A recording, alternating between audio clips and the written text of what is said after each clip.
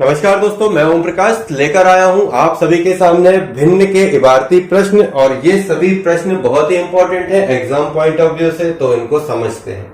देखिए, प्रश्न हमारे सामने है और इस प्रश्न को हमें सॉल्व करना है जल्द से जल्द। कैसे करेंगे, देखिए क्वेश्चन को पढ़ते हैं। सबसे पहले एक धन का, यानी कोई धन है उसका 1/3 भाग उसके 1/4 भाग से 12 अधिक है। यहाँ पर थोड़ा सा समझिए क्वेश्चन की भूमिका। जब भी क्वेश्चन बोलती है वो जैसा कहता है वैसा करने के लिए मैं हर बार कहता हूँ। यहाँ पे अपन इसे सॉल्व करते हैं। देखो क्या कह रहा है, एक धन है, मान लो x है, उसका जब भी बोर्ड मास का नियम कहता है का मतलब होता है गुणा, तो मैं उस संख्या को x मान लेता हूं और उसमें कर देता हूं गुणा। किसका करना है, धन का 1/3 भाग, मतलब ये धन का 1/3 भाग हो गया, गुणा लगा दिया। धन का 1/3 भाग उसके, यहां फिर के लगा दिया। का के जब भी लगता है तो उसमें आपको गुणा का साइन लगाना है। तो किसी धन का 1/3 भाग उसके 1/4 भाग से मतलब के बराबर, से मतलब बराबर 12 अधिक है, मतलब इन सब से वो 12 अधिक है। तो धन का 3/4 भाग निकालना है, तो सबसे पहले तो अपन यही निकालना है। ठीक है, इसको निकालने के लिए आपको क्या करना होगा भाई, देखो यहाँ पे x बराबर क्या हो जाएगा आपका, x बराबर आप इसे डायरेक्टली क्या करोगे, 12 इंटू 3 गुणे 4, ये सारे के सारे उधर पहुंच जाएंगे। 3 चौके 12, 12 12 में 144 हो जाएगा आपका। x की वैल्यू जब आपको 144 मिल गई, तो अब आती है बारी अपने इस धन का, कौन से धन का, इस 144 का 3/4 भाग भी तो निकालना है। तो क्या कह रहा है, धन का लगाना है, धन का, है ना। तो ये हो गया आपका 144 धन, उसका 3/4 भाग निकालना है। ठीक है, निकाल दो भाई। जब इसका आपको गुणा भाग बचा रह गया, अब इस गुणा भाग को कर लो, है ना। 4 से 4 4 3 12 बचा, हाँ 4 से कट जाएगा, 4 एकम 4, 4 3 12, बचा कितना, 2 2 12 दूनी 24, नहीं 4 संग 24, 4 सकते 4 संग 24। ठीक है, अब कितना आ गया भाई, 36 इंटू 3। अब कर लो मल्टीप्लाई, 3 छंग 18 की 8 हासिल हो गई 1, 3 एकम 3 और 1 4, 18 की 8 हासिल हो गई आपकी 1, 3 त्रिकाई 9 और 1 10। यही तो हम सोचें कैसे गड़बड़ होगा। ठीक है, तो 36 की 160 हो जाएगा और आपका आंसर भी तो यही आएगा, क्योंकि पूछ रहा था कि धन का 3/4 भाग क्या होगा, तो धन का 3/4 भाग यही होगा। बन जाएगा सवाल। अगले प्रश्न पर चलते हैं। चले आते हैं अगले सवाल पर। इसको देखें, कह रहा है क्वेश्चन की किसी कक्षा में, है ना, कोई कक्षा है, उसमें 2/3 भाग विद्यार्थी उपस्थित हैं। कितने हैं, 2/3 भाग विद्यार्थी उपस्थित हैं, जिनकी संख्या 40 है। मतलब 2/3 भाग जो भी होगा उनकी टोटल संख्या कितनी है, 40 थी।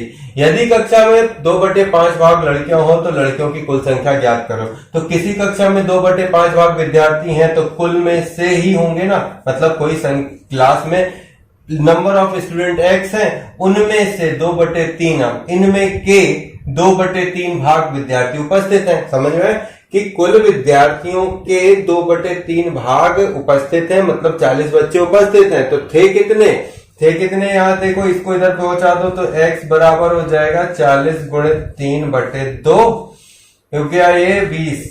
यहाँ पर कितना निकल आएगा आपका, इसको 20 बार चला जाने के बाद x बराबर हो जाएगा 20 40 20 60 हो जाएगा। तो सवाल में यहाँ पर समझ में आया, सबसे पहले तो x बराबर निकाल लिया।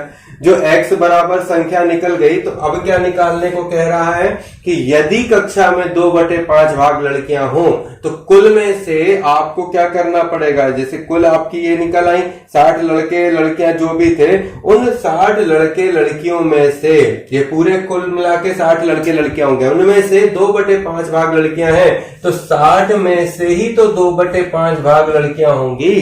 कितना हो गया, 5 एकम 5 5 12 60, 12 दूनी 24, तो कुल कितनी लड़कियां हो गई, 24 लड़की। 24 लड़कियां हैं, जिनमें से और बाकी के रिमेनिंग 60 में से जो 24 घटा दोगे तो बचेंगे, बाकी के लड़के बचेंगे। तो समझ में आया ये सवाल। ठीक है, आगे बढ़ते हैं और प्रश्न लेते हैं। आ जाइए हमारे इस सवाल पर। देखो क्वेश्चन क्या कह रहा है, बस वैसा ही करना है। एक खंबा है, होगा भाई, उसमें का 1/2 भाग और उस जो है सफेद है और 1/3 भाग जो है नीला है। तो एक खंबा है, उसका 1/2 भाग और उसका 1/3 भाग जो है वो सफेद और नीला है। यदि शेष भाग पीला हो, तो पहले तो ये भाग को निकाल लेते हैं कि खंबे का 1/2 भाग और सफेद और नीला है। तो टोटल कितना हो जाएगा आपका, 3 दूनी 6, 3 एकम 3, 2 एकम 2, बराबर कितना हो जाएगा आपका 5/6। ये आपके खंबे क्या, ये पीला और ये वाला हिस्सा हो गया। यदि शेष भाग पीला हो, तो शेष भाग मतलब जब नीला और पीला दोनों मिल गया 5/6, तो बाकी का बचा कौन सा, पीला वाला हिस्सा। तो यदि मैं एक में से 5/6 घटा दूं तो बाकी का हिस्सा निकल आएगा। ये हो गया 1, 6 एकम 6, 6 एकम 6, 5 एकम 5, बीच में माइनस साइन, ये हो गया 1/6। तो ये रिमेनिंग हिस्सा हो। और कह रहा है कि वह 2 मीटर लंबा हो। कौन सा, शेष भाग जो निकला वह 2 मीटर यदि लंबा हो, तो शेष भाग अपना कितना निकल आया, 1/6। तो 1/6 बराबर 2 मीटर हो जाएगा कि नहीं हो जाएगा। एक भाग बराबर 2 मीटर हो जाएगा तो आपकी कुल लंबाई कितनी हो जाएगी, है ना। तो ये लंबाई का 1/6 भाग जो है क्या कह रहा है कि कुल लंबाई का 1/6 भाग जो है मतलब शेष भाग पीला हो और वह कितना हो, 2 मीटर लंबा हो। तो कुल भाग कैसे निकाल लेंगे, कुल भाग की लंबाई का 1/6 भाग बराबर 2 मीटर। तो मैं ऐसा इसको लिख सकता हूं कि 1/6 भाग बराबर 2 मीटर कुल लंबाई का है। तो कुल लंबाई को मैं x मान लेता हूं, तभी तो 1/6 भाग कुल लंबाई का 1/6 भाग 2 मीटर होगा। अब यहाँ पे देखो x बराबर कितना आ जाएगा, x बराबर हो जाएगा आपका 6, यहाँ चला जाएगा तो 12 मीटर हो जाएगा। 12 मीटर जो निकली आपकी कुल लंबाई जब निकल आई, तो उसमें से क्या कह रहा है आपका कि 2 मीटर जो है वो आपका नहीं डायरेक्टली निकल आए, तो 12 की जरूरत ही नहीं है। 1/6 भाग में 2 मीटर का हिस्सा आपका पीला है और यदि कुल लंबाई की बात करें तो 6 दूनी 12 मीटर उसकी लंबाई है। यही इसने इतना पूछा था, ज्यादा इसमें ज्यादा 3-5 करनी नहीं थी, सफिशिएंट है। तो ये आपका आंसर आ जाता है। ठीक है, तो प्रश्न इसी तरीके से बनाने पड़ेंगे, जैसा प्रश्न कहता जा रहा है बस उसी तरीके से चलते चलिए।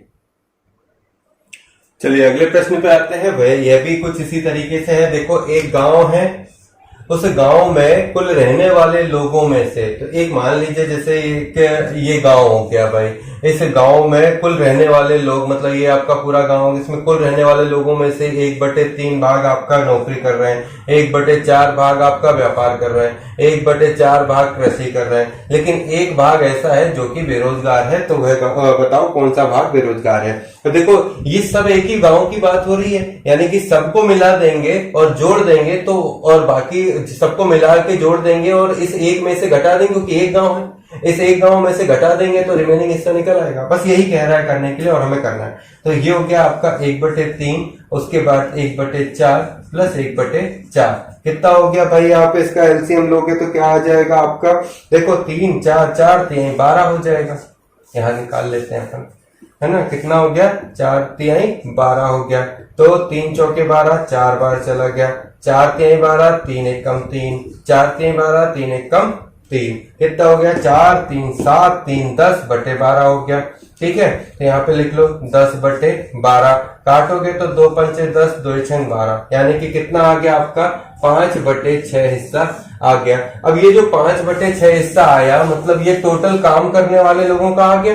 तो एक में से यदि 5/6 घटा दूंगा तो वो हिस्सा निकल आएगा जो क्या है, बेरोजगार है। तो 6 एकम 6 माइनस 5 बराबर 1/6 हिस्सा जो है वो बेरोजगार है। यही आपका आंसर है। आई होप सो दोस्तों ये सभी प्रश्न आप सभी को समझ में आ रहे हैं और साथ ही हमारे आप चैनल के साथ जुड़ते जा रहे हैं। जल्दी ही हम नए वीडियो लेकर आएंगे, तब तक लेते हैं इजाजत। जय हिंद, जय भारत। थैंक यू दोस्तों।